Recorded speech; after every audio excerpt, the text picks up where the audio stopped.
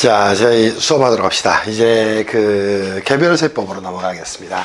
자, 저희가 이제 세법에 대한 이야기를 좀 할게요. 다시 한번. 세법이라는 건 이렇게 이제 기본적으로 크게 두 개의 얼개로 이루어졌습니다.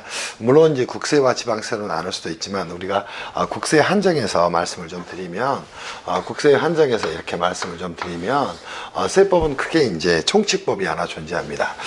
그 총칙법이라는 게 도대체 뭐냐면 세법에 있어서 기본적인 공통적인 사항을 다루고 있는 법이 됩니다. 하나가 이제 국세 기본법이 됩니다. 그래서 세법에서 가장 중요한 법을 이 국세 기본법이라고 이야기를 하게 됩니다. 그리고 두 번째로 이제 중요한 부분이 국세 징수법 부분이 되는 거예요. 그래서 이쪽 부분은 이제 여러분들이 잘 정비하시면서 따가시면 좋지 않을까 싶어요. 그치? 그리고 이제 총칙법과 더불어서 또 하나 이제 세법이 존재하는데 걔를 개별세법이라고 이야기를 하게 됩니다. 그러면 선생님 개별세법은 뭡니까? 이렇게 물어보셔야 됩니다. 기본적으로 뭐예요? 과세 요건과 그치? 또는 납세 절차에 대해서 절차에 대해서 규정하고 있는 세법을 뭐라고 이야기한다? 개별세법이다 이렇게 이야기를 하게 됩니다. 그러면 이 개별세법에는 뭐가 있습니까? 이렇게 이제 물어보셔야 되겠죠. 이제 여러분들이 통상적으로 배우시는 회계학원이라든가 공무원학원에서 배우시는 모든 세법들이 대부분 이 개별세법에 해당이 됩니다. 자, 기본적으로 뭐가 있을까요? 법인세법이 이제 존재를 하게 될 거예요. 또 뭐가 존재합니까? 소득세법이 존재를 하게 됩니다. 또 부가세법이 존재를 하게 됩니다. 그치?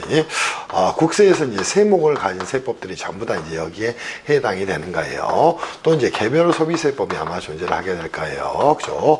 또 교통에너지 환경세법이 존재를 하게 될 것이고 주세법이라든가 그치? 그밖에 등등등의 이제 세법들이 존재합니다.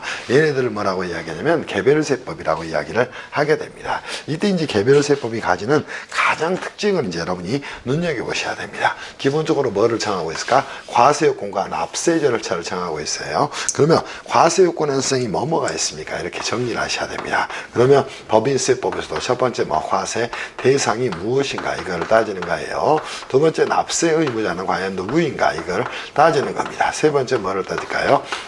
과세 표준은 어떻게 계산이 되는가, 그리고 세율은 어떻게 적용이 되는가, 이런 것들을 따지는 걸 뭐라고 얘기한다? 과세 요건에 관해서 규정하고 있는 법이다 이렇게 이야기를 하게 됩니다. 그리고 납세 절차에 대해서는 통상 뭐를 가지고 따지냐면 자 보세요. 신고라든가 또 뭐를 또는 납부라든가 또는 신고를 하지 않은 경우에는 뭐라든가 결정이라든가 또는 과소신고한 경우에는 뭐라든가 경정이라든가 또 그죠? 자 신고는 했으나 납부하지 않았어요. 그러면 징수 등에 대해서 따지고 있는 걸 뭐라고 얘기한다. 오케이? 납세 절차다 이렇게 이야기를 하게 됩니다. 그래서 가장 중요한 말은 우리가 개별세법이라는 건 과세요건과 납세 절차를 규정하고 있는 법률이다 이렇게 여러분이 안고 가셔야 돼요. 그래서 이 말을 가슴에 안고 여러분이 정리하셔야 됩니다. 그래서 법인세법 제1조도 뭐야? 법인세 과세요건과 납세 절차를 정함으로써 그죠? 자 성실한 납세의 이행을 유도하고 공정한 과세를 실현하는 걸 목적으로 한다 이렇게 이야기를 하고 있는 거예요. 마찬가지입니다. 어디서도 그죠? 소득세법에서 소득세 과세요건과 납세 절차를 정함으로써 이렇게 이제 말이 연결이 되는 겁니다. 그래서 여러분들이 이거를 볼 때는 항상 개별세법마다 과세요건과 납세 절차를 규정하고 있는 것이다. 그럼 과세요건은 다시 한번 있다. 과세상, 납세무자, 과세표준, 세율 네 가지가 있다. 이렇게 안고 가셔야 됩니다. 무슨 말씀인지 이해할 수 있을 거라고 생각을 합니다. 그리고 이제 납세 절차에 대해서는 기본적으로 뭐예요? 신고라든가 납부라든가 또 결정 경정이라든가 징수 이런 것들을 여러분이 안고 가셔야 돼요. 여기에 대한 용어들은 전부 다 어디서 했어요? 총칙법인 국세 기본법과 징수법에서 저희는 이미 강의를 완료를 했다는 겁니다. 그러면 이 부분이 너무너무 중요한 거예요. 그래서 반드시 이 기초세법을 통해서 여러분들이 정비를 좀 잘 하셨으면 좋겠다 이런 생각이 들어. 그래서 제가 여러분한테 강의를 한 20여 강 정도에서 기초세법 강의를 하게 된 건 굉장히 의미 있는 일이에요. 심지어 너무나 쉬운 회계학도 회계 원리가 있는데 세법이라는 그 복잡다기한 법을 그치 세법 원리라는 책을 하나 없이 또는 기초세법 하나 없이 여러분이 공부하는 거 말이 안 됩니다. 근데 기초세법도 강의해봐야 다 법소분만 하지 않아요? 말이 안 됩니다. 부가세법도 뭐다? 오케이. 부가세, 과세, 공간, 납세일차를 정함으로써 이런 말이 나오는가? 개별소비세법도 개별소비세, 과세, 공간, 납세일차를 정하고 있는 법률이다. 이렇게 정리하시면 돼요. 주세법도 마찬가지입니다. 이런 것들을 여러분이 정리하셔야 돼요. 또 하나 이제 하나 뺐네요. 그죠? 상속세 및, 그죠? 상속세 및 뭐가 있다. 그죠? 증여세법도 마찬가지입니다. 여기도 상속세 및 증여세 등에 대한 과세권과 납세 절차를 정하고 있는 법률이다. 이렇게 여러분이 이해를 해 가시기를 바랍니다. 무슨 말씀인지 이해할 수 있겠지. 그럼 법인세를 볼 때도 소득세를 볼 때도 부가세법을 볼 때도 상속증여세법을 볼 때도 그죠. 여러분들 항상 과세권과 납세일차가 무엇인가에 초점을 두고 공부를 좀 하고 가셔야 됩니다. 더 중요한 부분은 이쪽이 되겠죠. 그래서 무조건 여러분은 과세요건을 파악하는 것에 전력을 다하면서 공부를 좀 하시라 이렇게 말씀을 좀 드리고 싶어요. 그래서 법인세법, 소득세법, 부가세법, 그죠. 상속증여세법 이것들을 중심으로 이제 여러분들하고 정비를 좀 해 갈 겁니다. 심지어 이제 지방세 기본법이나 지방세 징수법도 연결되는 거예요. 그래서 국세 기본법을 그대로 컨트롤 CV한 게 뭐가 될까? 지방세 기본법이 되는 겁니다. 그래서 지방세 기본법을 공부할 때도 반드시 여러분은 뭐를 국세에 대한 내용에 이해가 있어야 할 수 있어요. 또 지방세 징수에 대해 정하고 있는 법을 뭐다? 지방세 징수법이다. 이렇게 이야기를 하게 됩니다. 그 내용은 뭐한다? 거의 뭐합니까? 이렇게 대동소이하다는 거예요. 그죠? 대동소이하다는 겁니다. 그러니까 지방세법을 공부할 때도 무조건 이 규정들을 완벽하게 정비하면서 공부를 좀 하기를 바란다. 이렇게 말씀을 좀 드리고 싶습니다. 이해할 수 있겠지. 그리고 이 개별세법을 공부할 때는 항상 순서에 대한 문제가 될 수 있어요.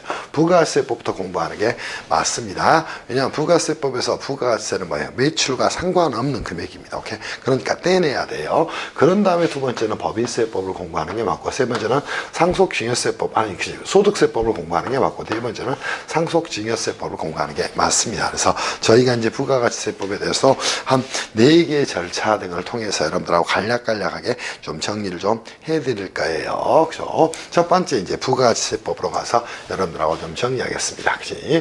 제 3편이 됩니다. 저희 수업에서 또 부가가치, 그죠? 세법으로 와서 여러분들하고 좀 정리를 할 거예요. 그럼 부가가치세법의 과세 예상은 무엇일까? 이런 것부터 따지는 거, 오케이? 사업자가는 재화의 공급, 용역의 공급 또는 재화의 수입이 된다. 납세자는 누가 될까? 재화, 용역의 공급의 경우는 사업자가 된다. 재화로 수입하는 경우는 수입하는 자가 된다. 과세 표준은 어떻게 될까?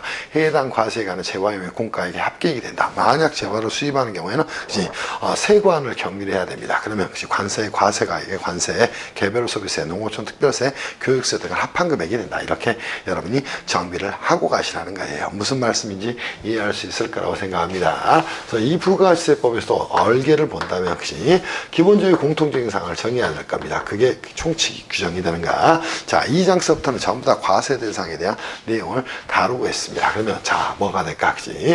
과세 대상에 대해서 2장에서는 정리하는 거예요. 얘를 일반적인 이제 회계학원에 있는 강사들이 쓴 교재를 보면 과세 거래라고 이야기합니다. 옳지 않습니다. 이유는 재화의 수입이 있기 때문이에요. 재화의 수입은 과세 거래라고 하기보다는 수입하는 시점에 세관청에 수입 신고를 해야 됩니다. 그때 과세가 이루어지기 때문에 거래라고 보지 말고 부가세 과세 대상이다. 이렇게 살펴보기를 바랍니다. 세 번째는 이제 영세율과 여러분하고 면세에 대해서 좀 간단하게 정리를 할 거예요. 네 번째는 부가세법의 거래징수와 또 세금 계산서에 대해서 여러분하고 정비를 좀 해 갈 겁니다. 그리고 나서 다섯 번째는 부가세 과세 표준에 대해 좀 정리를 할 거예요. 그럼 여기까지가 뭐가 됩니까? 첫 번째는 총칙 규정이 이렇게 쪼개지는 것이고, 그죠? 자, 여기서부터 여기까지가 뭐가 됩니까? 과세 대상과 거기에 대한 재반 절차들을 고민하고 있는 것이다. 이렇게 정리하셔야 돼. 이 장에 부제를 하나 더 붙인다면 과세 대상과 공급시기다. 이렇게 붙여도 아주 좋은 내용이 됩니다. 자, 그리고 나면 뭐 아까 과세 표준, 계산하고 나면은, 매출세액이 나오게 됩니다. 그래서 저희는 제 5장에서 과세표준과 매출세액에 대해 정리할 거예요. 그리고 부가세법은 항상 전단계 세액공제법이라는 게 작동을 하게 됩니다. 그러면 선 매입세액공제, 후 매출세액 발생이에요. 그래서 여러분들이 또 하나 중요하게 여겨야 될 게 매입세액과, 뭐에 대한 납부세액에 대한 부분을 정비를 좀 해 놓으시면 됩니다. 그리고 나서 이제 추가적으로 정리할 게 부가가치세, 납세, 절차에 대한 부분을 정리하셔야 될 거예요. 그리고 마지막으로 이제 여러분이 가서 정리해야 될 부분이 간이 과세 제도에 대해서 정리를 좀 해 가시면 됩니다. 그래서 크게 목차는 한 7개, 8개 정도로 정리가 되고 있고요. 뭐 시험에서는 당연히 총칙 쪽에서는 이제 주로 출제가 되는 게 뭐가 될까? 부가세법도 이제 가장 중요한 총칙에서 정리한 내용은 뭐가 있을까? 용어의 정의 부분을 정리하셔야 돼요. 재화가 뭔지, 용역이 뭔지도 모르고 부가세법을 공부한다. 말이 안 되는 겁니다. 그러다 보면은 나중에 공부를 한 2, 3년 했어요. 그치? 근데 개념이 안 잡혀 있으니까 뭐를 찾아야 될지를 알 수가 없어. 그렇게 공부하면 절대 안 돼. 그래서 용어의 정의에 대해서 좀 정리를 하셔야 됩니다. 그리고 부가세법의 과세 요건에 대한 과세 요건을 좀 개관을 좀 할 필요가 있고요. 그죠? 또 하나 이제 정리할 게 일단 부가세법의 납세 의무자에 대해서 좀 정리를 할 필요가 있어요. 그 중에 특히나 중요한 사업자에 대해서 좀 정리할 필요가 있습니다. 또 하나 부가세법에 있어서 과세 단위에 대해서 좀 정리를 할 필요가 있어요. 사업장별 과세 원칙을 대원칙으로 하고 있지만 역시 사업자 단위 과세, 역시 또 주사업장 총괄납부제도가 작동이 된다. 이런 것들을 머릿속에 넣어서 공부를 좀 해 놓으시면 좋지 않을까 싶어요. 그리고 부가세법의 과세 대상에 대한 부분은 이렇게 쪼개서 정리하시면 되겠죠. 자, 과세 대상은 다시 두 가지로 쪼갤 수 있을 거예요. 하나는 뭐가 된다? 사업자가는 이때도 재화의 공급이다, 용역의 공급이다. 곧바로 가면 절대 안 돼요. 그래서 사업자가 하는 뭐가 된다? 사업자가 그지 하는 뭐가 된다? 재화 또는 용역의 공급이 재화 또는 용역의 공급이 뭐가 된다? 그죠? 부가세법의 과세상이 됩니다. 그리고 요 사업자가 아니라 누가 하는 것이 자 누군가가 하는 뭐가 그지 누구든지 재화를 수입하는 경우 세관을 경유해야 됩니다. 그래서 재화의 수입이 과세상이 되는 거예요. 그리고 이 공급 시기에 대한 내용도 완벽하게 좀 정리를 해 놓으셔야 될 겁니다. 무슨 말씀인지 이해할 수 있겠지. 그래서 뭐 쏟아집니다. 쏟아져. 그래서 이 과세상과 공급 시기에 대한 부분은 뭐 말로 할 수 없을 정도로 중요한 내용이 됩니다. 그리고 이거를 잡아야 계산 문제를 여러분이 정비할 수 있을 거예요. 굉장히 중요한 내용입니다. 그리고 영세율과 면세에 대해서 여러분하고 살펴볼 거예요. 그럼 하나는 뭐 영세율과 면세를 잘 비교를 해서 여러분이 정리하시면 충분히 정리할 수 있을 겁니다. 이거는 어느 경우에 작동하는가? 소비지급 과세원칙을 실행하기 위해서 면세는 뭐지? 면세라는 제도는 우리 조세는 공평주의를 기본적으로 실현합니다. 조세 평등주의는 실질적 평등을 말합니다. 헌법 제10조에서 나오는 거예요. 헌법 제11조죠. 그죠? 11조에 평등의 원칙에 의해서 나오게 되는데 이 면세라는 제도는 혹시 왜 생겨났을까? 부가세는 소득이 1억인 자는 한 달에 소득이 10만 원이잖아 한 달에.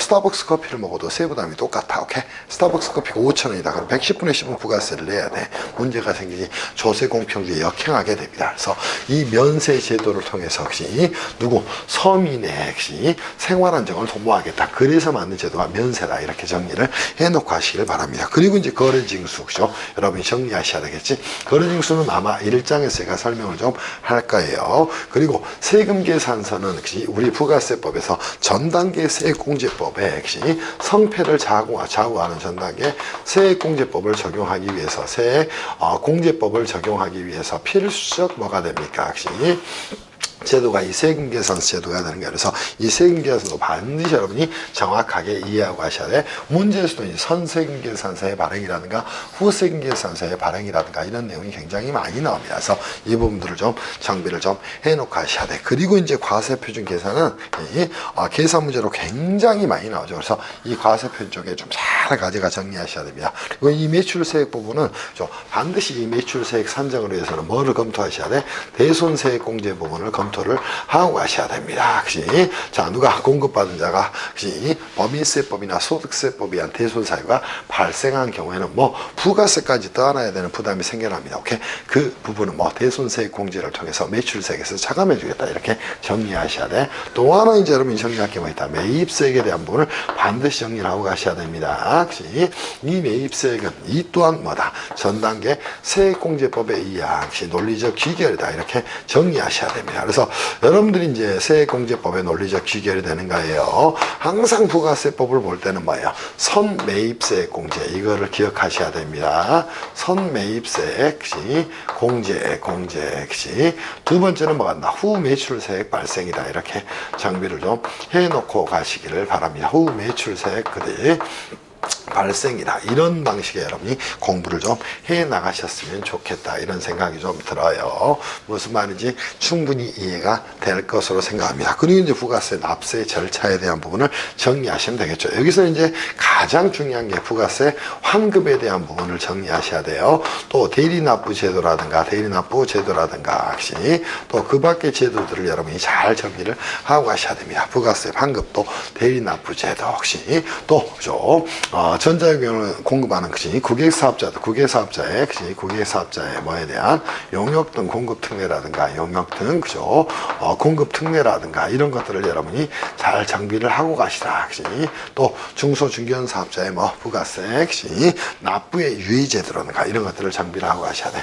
그리고 이제 여기까지가 우리가 통상 부가세법상 일반과세를 가지고 정리하는 거예요. 근데 일반과세가 적용되지 않고 간편한 방법으로 부가세 협력 근무를 이행하는 것으로 과세를 종결시키다. 걔를 간이과세제도라고 이야기를 하게 되는 거예요. 그래서 간이과세는 항상 뭐하고 그죠? CF에서 그죠?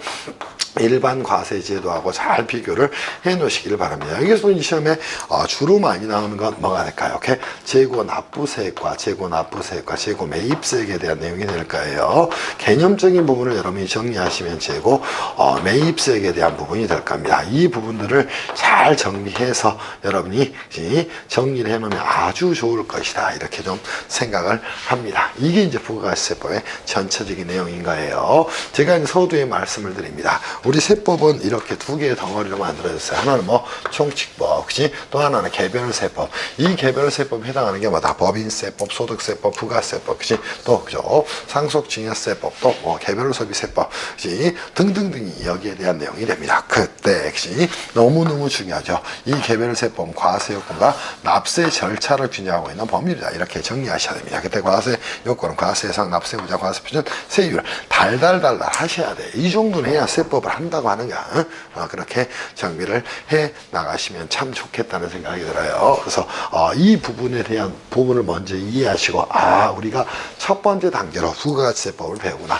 이 부가세법도 뭐구나. 개별세법이구나. 이러한 마인드를 가지고 여러분이 공부를 좀 하시면 좋겠다. 이런 생각이 좀 듭니다. 무슨 말씀인지 아시겠지? 그리고 너무너무 중요한 부분들을 제가 체크를 다 해드렸으니까 이렇게 정리합시다. 공인회계사 시험에서는 몇 문제, 10문제 정도 출제되고 세무사 시험의 경우에는 9문제, 10문제 정도 출제가 되고 우리 공무원 시험의 경우에는 현재는 20문제 체제가 되니까 기본적으로 4문제 정도 출제가 이루어지게 됩니다. 그래서 여러분들 보시면 그렇게 출제가 이루어진다. 그러면서 어느 하나도 빠뜨리지 말고 이렇게 정리하셔야 돼. 그리고 부가세법의 유일 논리입니다. 전 단계 세액공제법에 항상 선매입세액공제, 후매출세액 발생이라는 대원리를 절대 잊지 말기를 바랍니다. 이를 뭐라고 얘기한다? 전 단계 세액공제법이라고 이야기하는 거예요. 꼭 여러분들이 이렇게 정비를 좀 해 놓으시면 좋겠다. 이렇게 좀 생각이 듭니다. 그리고 1장에서 이제 여기에 대한 내용을 간략하게 여러분들하고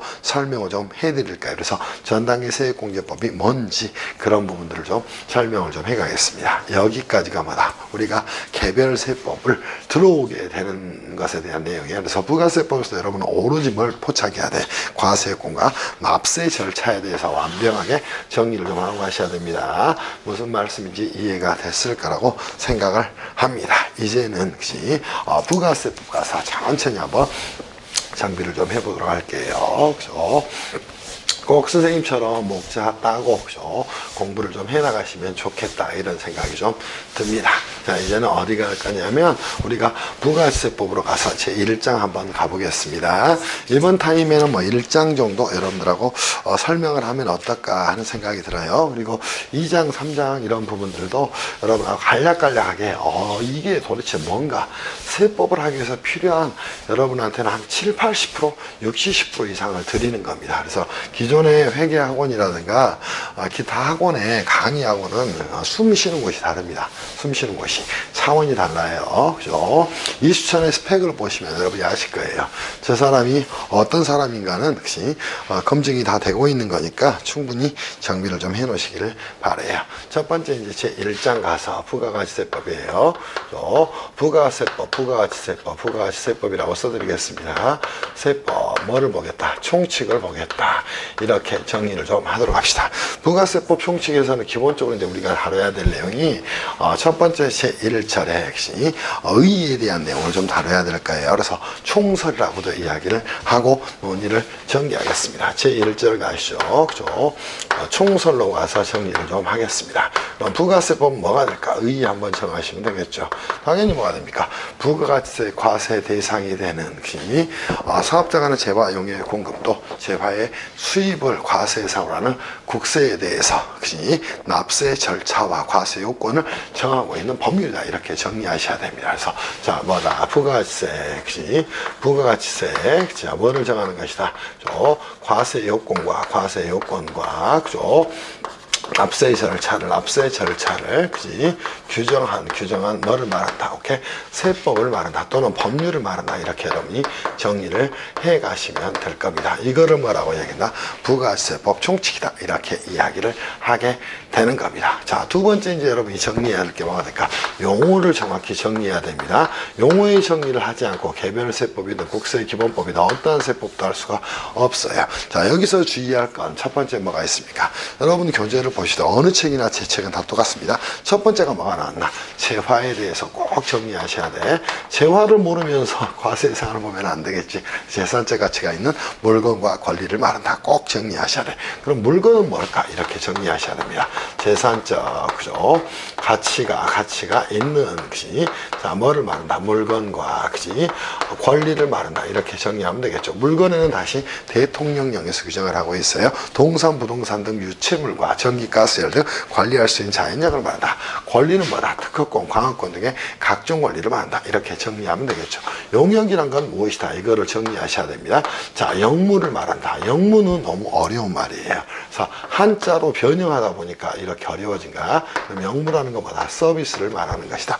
자, 그 밖에 행위를 말하는 것이다. 이렇게 정리하면 됩니다. 그럼 행위의 공급은 뭐가 될까? 오케이? 용역의 공급이 되는 거예요. 세 번째 이제 여러분이 정리할 내용이 나옵니다. 사업자입니다.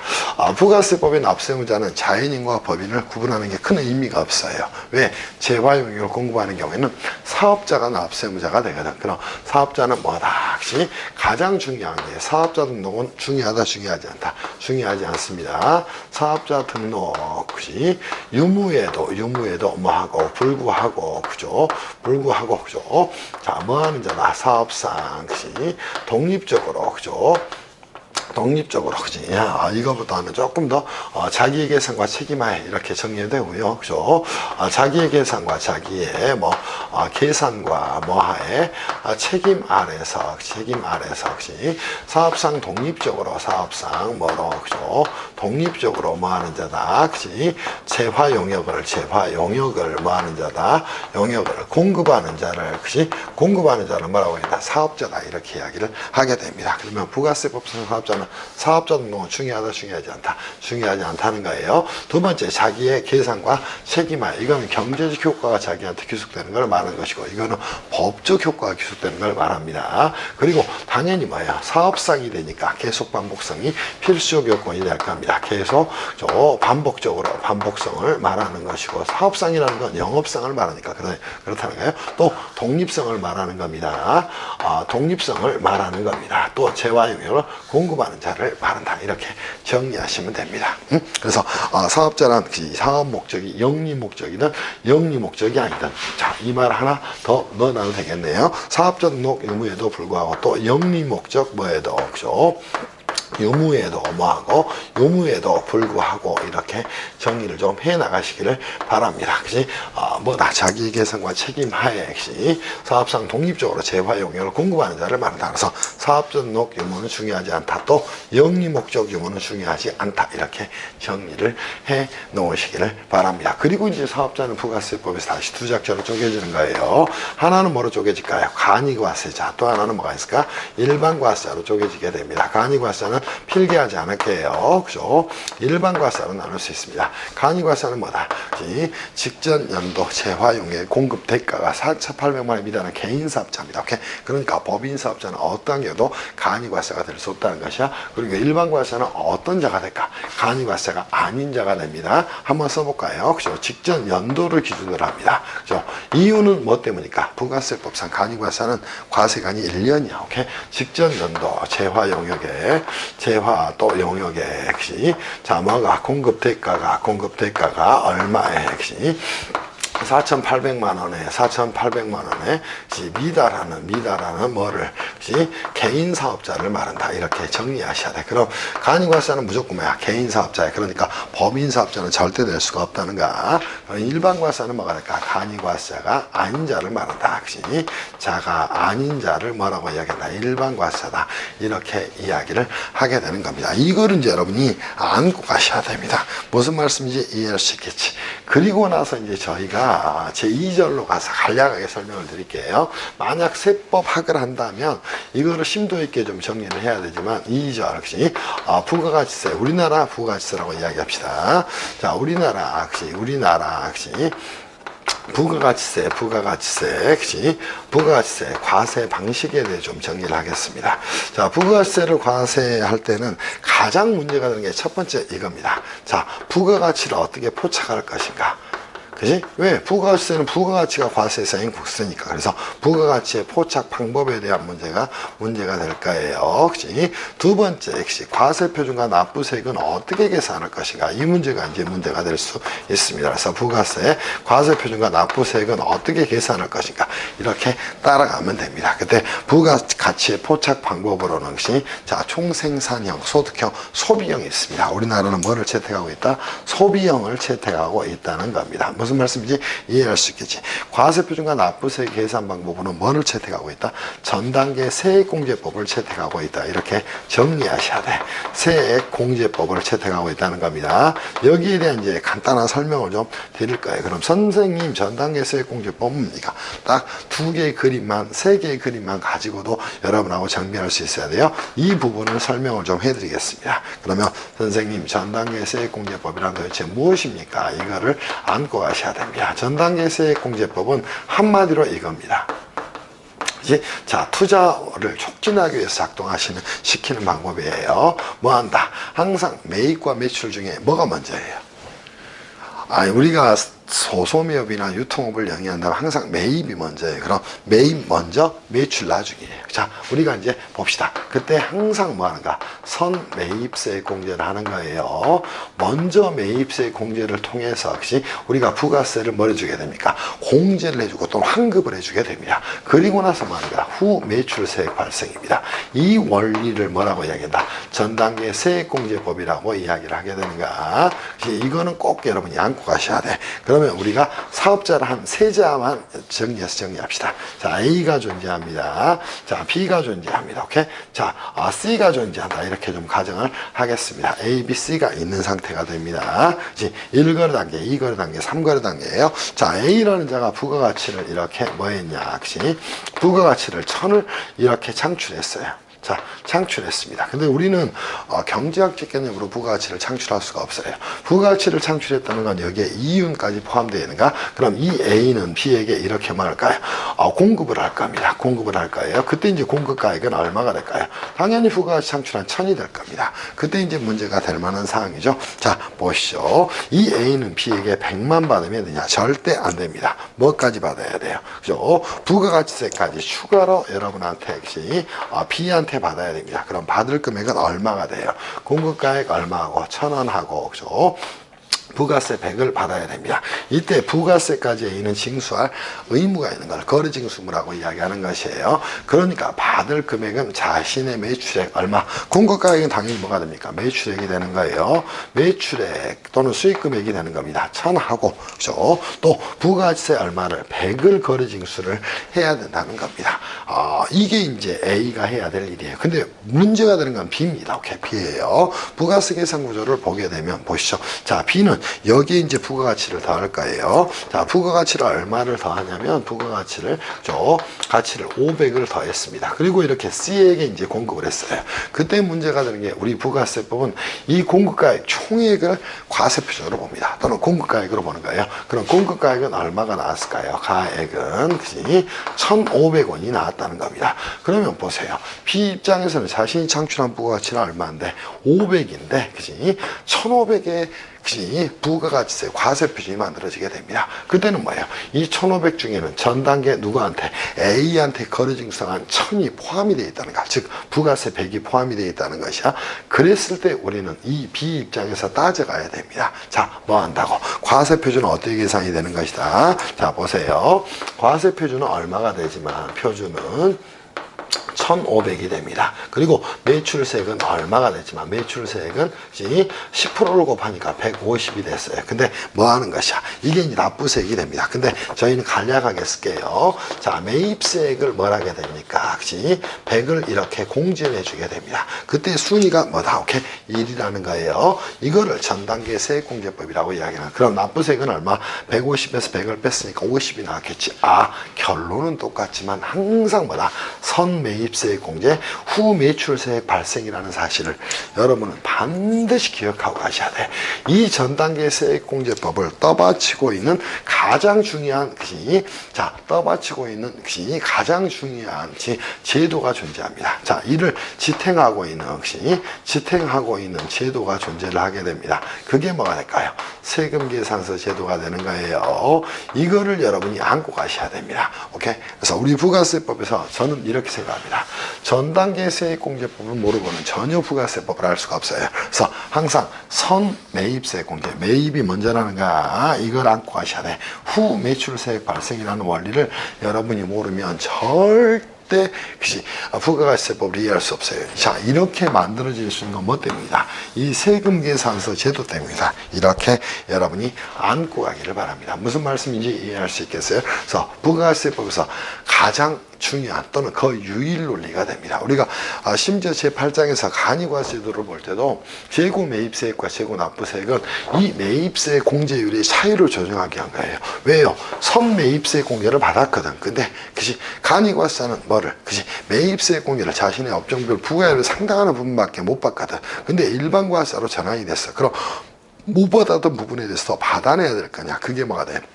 재고 매입세액이 되는 것이야. 일반과세의 경우는 먼저 받았잖아. 오케이? 근데 간이과세로 업종을 바꿨다면, 이때는 뭐 업종이 아니라 간이과세로 변경이 됐다면, 그때는 이미, 매입세 공제를 받은 뭐를 토해내라는 것이야.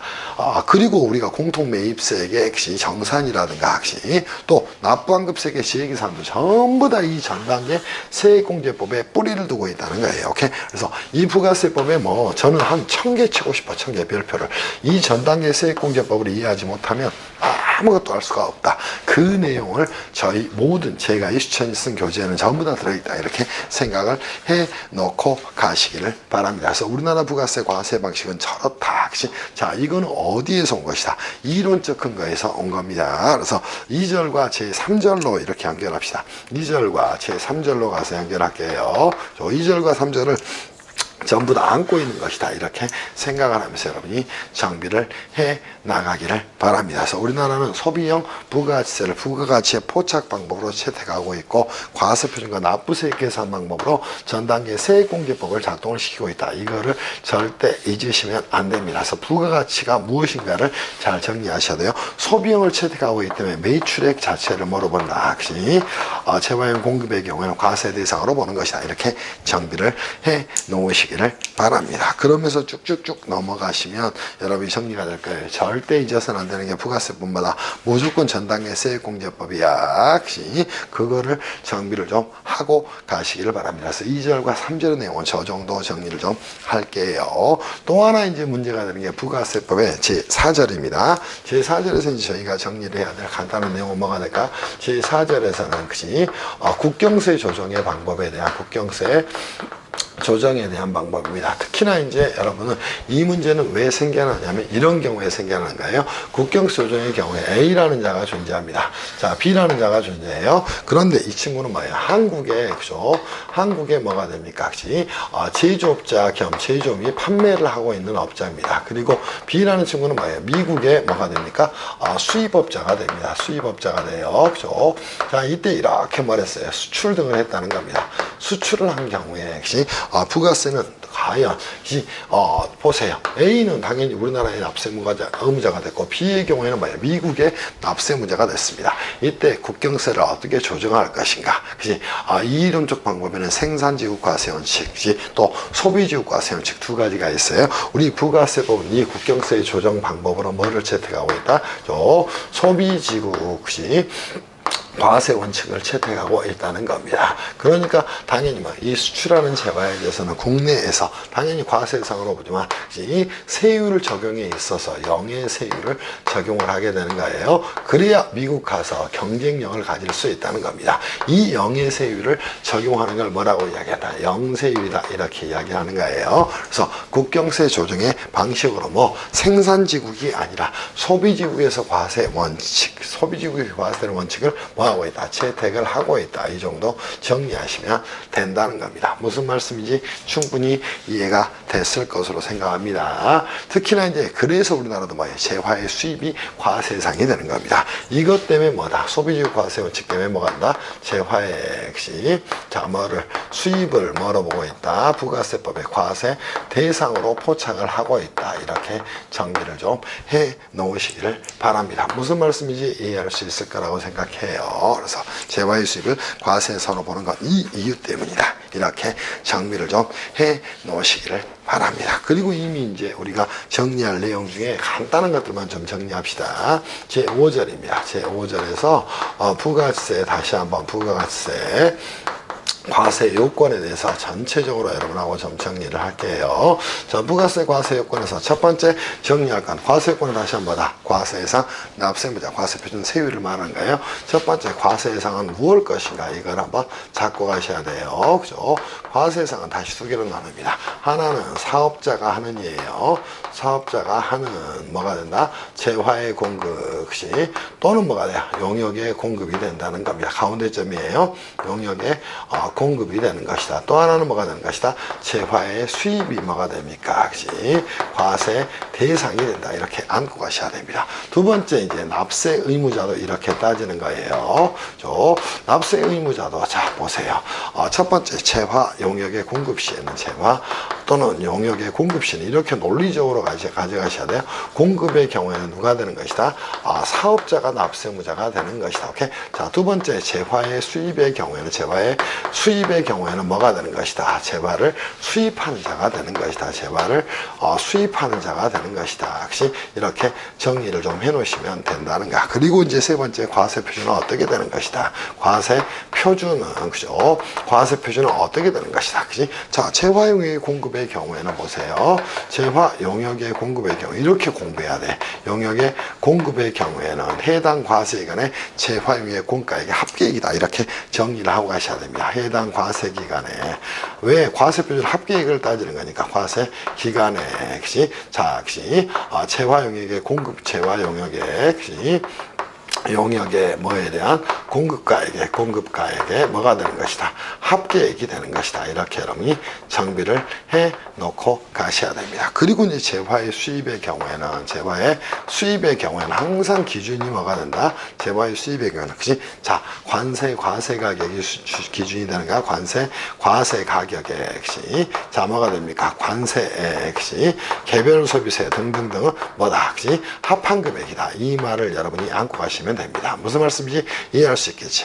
그리고 나서 세율은 어떻게 되는 것이다. 부가세법의 세율은 볼 것도 없지. 모든 뭐가 된다? 10%가 되는 것이다. 이렇게 정리하셔야 돼. 자, 이거를 우리가 봤다면 부가세법의 거의 많은 것들을 작동을 시킬 수가 있다는 거예요. 그지? 그래서 이제 이렇게 공부를 좀 하고 가시기를 바랍니다. 그리고 이제 제6절을 우리가 간다면, 제6절을 간다면, 부가세법의 부가가치세, 또 과세 단위에 대해서 좀 정리하시면 여러분이 충분히 정리할 수 있을 거예요. 이것도 너무너무 중요한 내용이죠. 자, 대원칙부터 가셔야 돼요. 그죠? 대원칙은 뭐다? 그치? 이렇게 정리하셔야 됩니다. 뭐다? 글자 잘 보세요. 사업장별 과세 원칙입니다. 자, 이때 사업장이에요. 그럼 갑이라는 사업자가 여러 개의 사업장을 가지고 있다면 각각의 사업장별로 과세하는 게 뭐간다? 사업장별 과세 원칙이 됩니다. 이때 과세 단위를 따질 때는 여러분들이 이런 생각을 하셔야 돼. 첫 번째 과세 단위라는 거, 사업자 등록을 어떻게 할 것인가. 그치?